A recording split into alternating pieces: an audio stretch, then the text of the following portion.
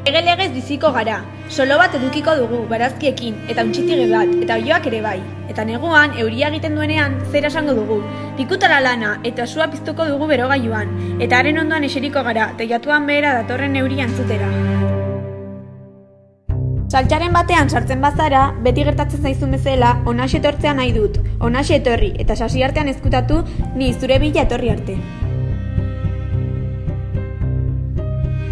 Espero ez dituzten lagunak.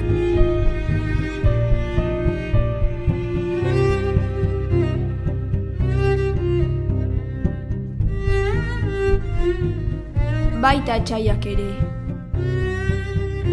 Eta berriro ere liskarretan sartuko dira.